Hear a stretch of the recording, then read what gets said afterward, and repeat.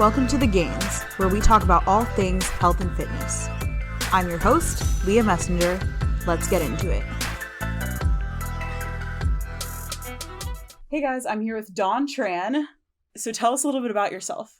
I was born and raised in Long Beach, California, and I'm living in Long Beach again. But I went to high school in Wilson, which is close by to Cal State Long Beach, and then I joined the military right after high school at 17. Yeah, joined the Marines. Oh my gosh, you joined at 17? Yeah. That's so crazy. You were in for 12 years, right? Yeah, 12 years active, then a year in the reserves. Okay, cool. Yeah. That's so insane. Yeah. What did that teach you about mental toughness and mindset and stuff like that? Well, when I joined, I was a little kid for Yeah. sure. And I was getting a lot of trouble in high school, so I didn't have a lot of accountability for myself. I didn't know where or have any direction or where I was going, and I was not goal oriented. But I think the military taught me all that and turned me into a man. Definitely made you grow up quick. Yeah, for sure. So I joined when I was 17, and then I went into the infantry for 4 years. And in that time, I did 2 deployments to Iraq. And that was the biggest reality check ever. Yeah. Because you're coming from the United States, which is an amazing place to live compared to other places in the world. Yeah. And going into a war zone, going into Iraq where we didn't shower for 2 weeks, where we're sleeping out of trucks all the time, eating MREs, which is like a packaged meal, processed food. So that culture shock was huge. But it taught me a lot. Everything. It taught you a lot about stuff like that. That's crazy. Yeah. So then after the infantry, I went over to Marine Special Operations, and that really taught me how to be productive, be proactive instead of reactive, which is huge as well. So that's super important. Yeah, super important. So a lot of the mission sets in the irregular infantry was a lot of reacting to driving over a bomb, or hey, we're getting shot at, then we're going to shoot back. Yeah. Hey, or we're getting attacked, we need to re-attack back and make sure that we don't die, or whatever the case is. But in special operations with the Marine Raiders, it was hey, how do we fix the enemy and then take them off the battlefield? Yeah, exactly. Whether we capture them or we doing stuff ahead of time. Exactly. Yeah. So now now I have my own company. I started with my friend Prime that I was a Marine with as well, but we taken a lot of those principles that we've learned in the military and then kind of apply it to what we have now and try to be proactive as much as possible. But it's definitely hard. Yeah. I know with Deep End, your focus has been mental strength, and breathing and mental health in general. Yes. And does that come from your own experiences in the military? Yeah. So in between the time I was from the infantry into special operations, I went to selection, Marine Special Operations Assessment selection with Prime, and he was already working the pool. So we had about an 8-9 gap before we went to the actual school to become a Marine Raider. So he was hey, I'm working the pool. Why don't you come work out with me at the pool, train, get ready? Because there's a lot of diving and aquatics in the program as well. Okay. Yeah. So I worked at the pool with him, became a water survival instructor, and then we were always incorporating. We have this jailhouse workout set, some weights on the side of the pool. So we incorporate some CrossFit style, some weightlifting, jump in the pool. We had some mountain or some hills and Camp Pendleton. So we would kind of combine everything to be the most ready we could be possible going into special operations. But being underwater and training the underwater portion is always a huge mental kind of mind fuck, right? Because when we go under there, it's always hey, where's my source of air? How am I going to breathe right now? Or how much work can I actually handle down here before I need to come up? So that was always a huge stressor and anxiety. But working in the pool and kind of combining those things all together, it really was hey, you can do so much more than you thought. So or you can swim so much further underwater than you thought. And that kind of taking that mentality into special operations, where you do in the school and stuff, you do a lot of things that you didn't think that you were capable of. So when we got out of the military, hey, what were we missing in the military? And we kind of came up with this process of what Deep End Fitness is now, where we do a lot of mindset training and we just prep people's intention before they go underwater. And we're actually doing a study right now out of ASU with Dr. Jamie Tyler on kind of the benefits of training underwater and what happens to your brain cognitively and without you thinking about it all the time, So we found out that when you go underwater and you're kind of faced with that choice of, hey, do I need to come up for air right now, or can I stay down here a little bit longer? the same chemicals are firing off in your brain as you are when you're scared in a fight or you're in an argument with your significant other and you don't really know like what's going to happen. A lot of the chemicals fire off and you kind of go into a reactive or a fight or flight state. Yeah, a lot of people have heard of fight or flight. So that's like what happens when you're underwater. Yeah, that's exactly. Crazy. Yeah, so now we kind of believe that, or I mean, we're doing the study right now, but like we believe that if we train to that level and we're underwater and we're always faced with that fight or flight kind of mentality or that those symptoms and the same chemicals that are firing off from our brain and our bodies, we kind of develop a coping mechanism for down underwater. So when we're on land and we're able to better deal with stress and we're able better to deal with uncomfortable situations. Yeah, and like your everyday life. Yeah. Exactly. And we train a lot of athletes right now.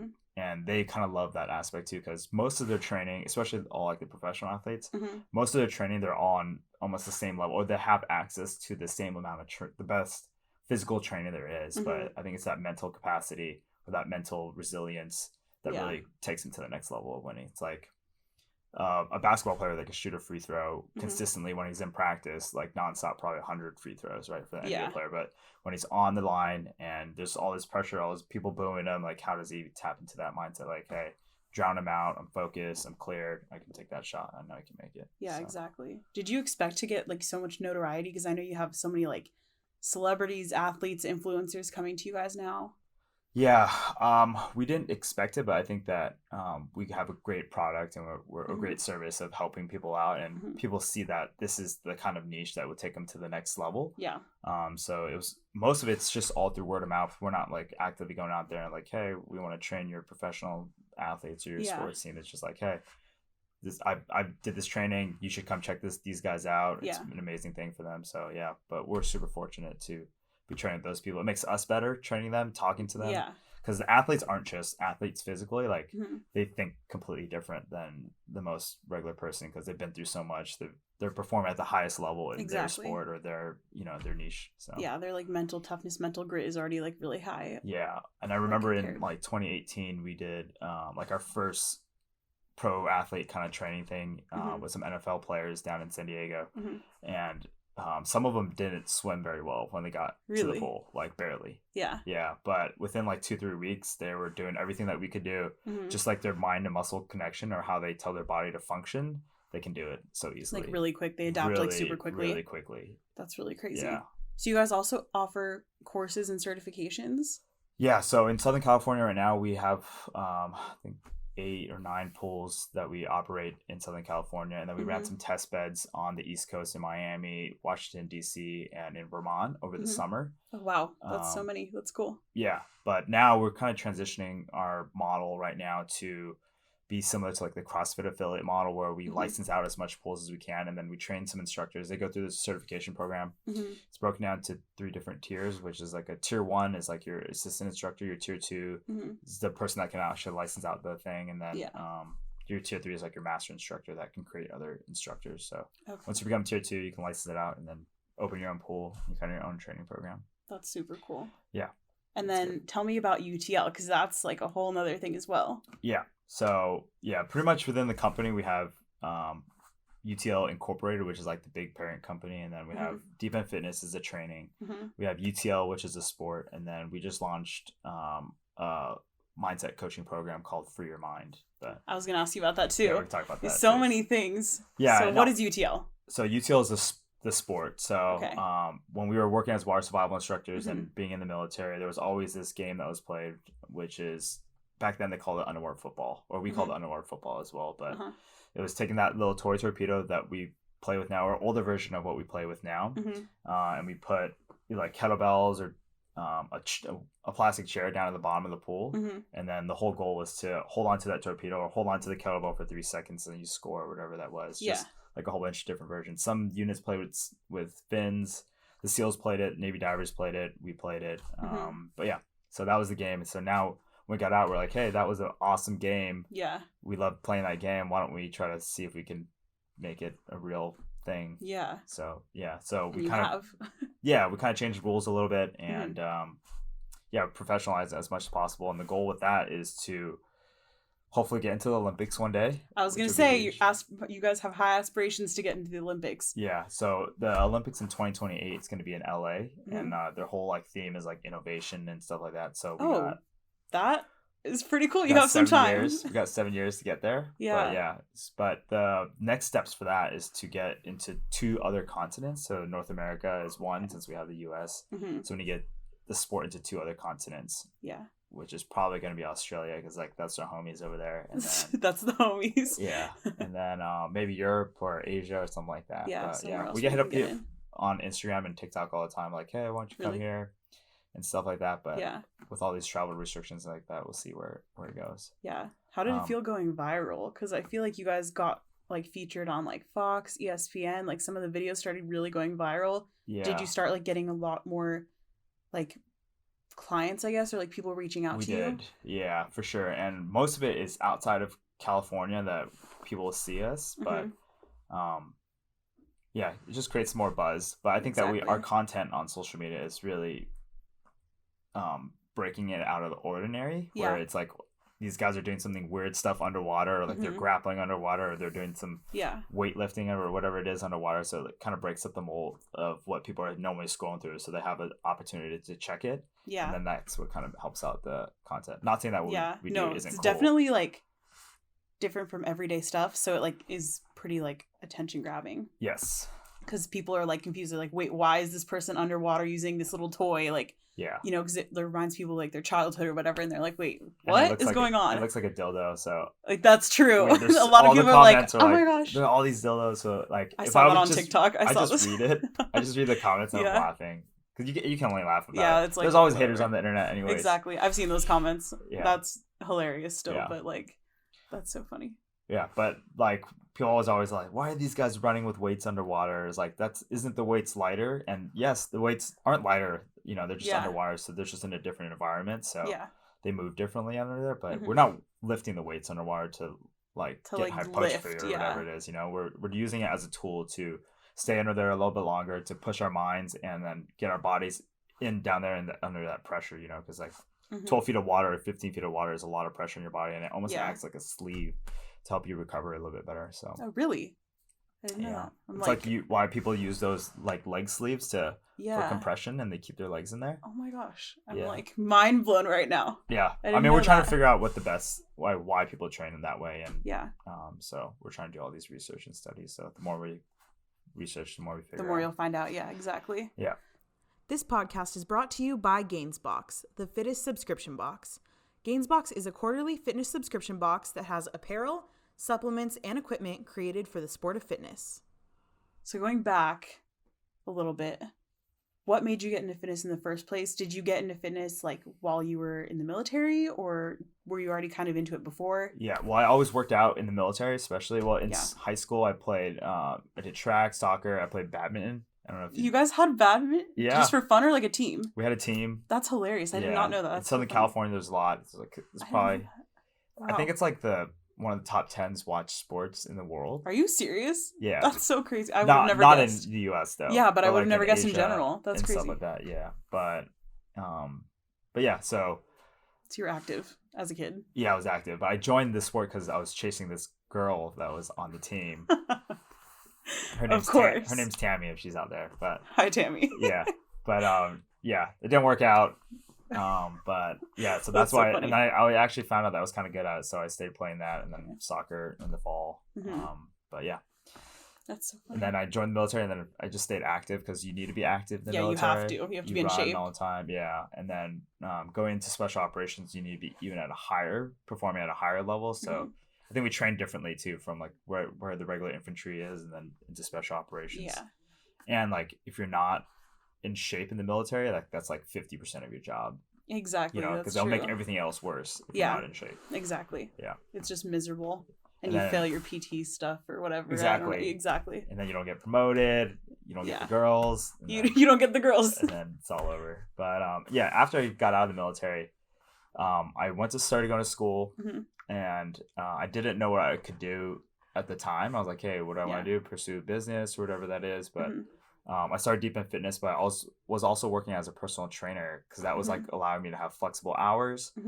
So I got my my certified personal trainer certificate while I was in the military, because I was like, hey, maybe this is something I want to use, and I had the military pay for it, so kind of ran with that, and then got some other fitness certification like CrossFit, RFT, some kettlebell work and stuff like that, and then I was like, man, I really like working out, and like I like teaching people doing that, but I didn't like training like the typical like stay-at-home mom all the time. Yeah, I did some personal training in college while like throughout college as a job, and I realized I was like, I don't want to train this. I'd rather train like athletes. Yes, that's what I was trying to lean towards. Yeah, and it's like the level of commitment they have on themselves and you and what they're training for is so much higher. So I like to see that drive. And it feels a little more rewarding. Feel that fire. Yes, I guess. I mean, the other side of it's like also rewarding. Like with it is, but. It is. If you're like more interested in athletes and like seeing them grow as athletes, it's really rewarding. Yeah, and like they have somewhere to perform with what you taught them or what you trained them to. You know, so like they have a test bed of like them trying to be the best at something instead of just training. I mean, that's fun too. But just training to train, like type of thing. Train to stay healthy. You know, this one's more teaching like a good habit to them, like habit versus end goal end goal, and this one's like, hey, I'm here to perform, I'm here to make everything better. Exactly. So you went to Chapman, correct? I did go to Chapman. So did I. I went to Chapman for my undergrad. I actually went to OCC and some community colleges right when I got out first, and then I did a year and a half at Chapman, and then now I'm going to USC for my MBA program. It's crazy. Two private schools. Expensive. Yeah, expensive. But Chapman and USC are both really good schools, and they're really close by Southern California. Yes, for sure. Yeah. And the network in Orange County, Chapman like trumps everybody, even more than UC Irvine, because just like the private school vibes. When you talk to someone like, hey, I went to Chapman, you're like, oh, I went to Chapman, how can I help you? Yeah. You know? That's how I got my first job post-grad, is because the girl who hired me that was like my direct boss was a Chapman grad. Here? No, not here. This is not my first job post-grad. But my first job post-grad was like a Chapman grad that hired me. So I was like, oh, nice. Chapman connections. That's cool. Yeah. But and USC is the same, but just a little bit bigger. Yeah, USC. In LA. Their alumni is like crazy. The connections are insane too. Yeah. Exactly. Yeah. But what's free? Oh, okay. So going back to the Free Your Mind is the coaching platform we kind of designed. We're still in the process of doing it, but we have a lot of different projects going on right now. So we just need to focus on the things that matter right now and helping people in the best way we know how. But FREE is an acronym. So we came from the military. They always use acronyms for different things. Everything. Yeah. So it stands for focus, F for focus, relaxation, economy of motion, and efficient breathing. Okay. And we developed these 4 different things of like principles to always think about whether you're working out at the pool or not. Right, you always need a level of focus, whether you're underwater or you're doing something, right, and eliminate those distractions from you. And then staying relaxed is huge as well, right? The more you tense up, the more stress you have in your body, the less you're likely to focus, as well as managing your energy source, because you can only be stressed out for so long. Exactly. Right, like if you're stressed out for like a week on end, like that, your mind is gonna be trained out. So like understanding your energy systems and wanting to manage it.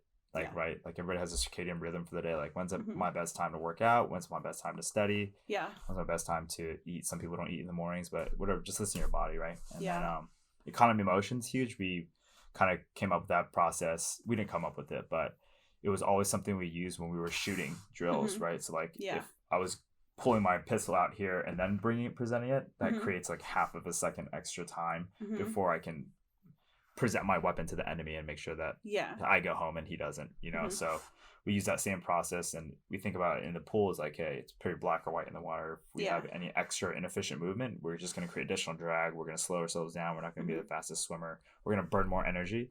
So we just really use that process in the pool and in life as well. Just focus on efficiency. Yeah, and like eliminating a lot of the drag that you have in your life. Maybe some things that aren't helping you. Yeah. Maybe some relationships aren't helping you, but setting healthy boundaries within that, from your boss telling you to do all this work and being a yes man, or like, hey, but you want me to do this really, really well. I need to focus on this. I need time to focus on this. And this is the things I need. So, and efficient breathing is just breathing properly. You know, a lot of people don't breathe properly. And how do you breathe properly? Well, breath is like the power that's true. I've heard of like breath work and stuff like that. Yeah. So we're just using breath work, and we didn't come up with any of our own. We just take a lot of the principles from other people, and we just apply it to ourselves. There's so many out there, from XBT, Wim Hof, Brian McKenzie's, Shift, and even olden days from like yoga, right? Yeah, that's what I know.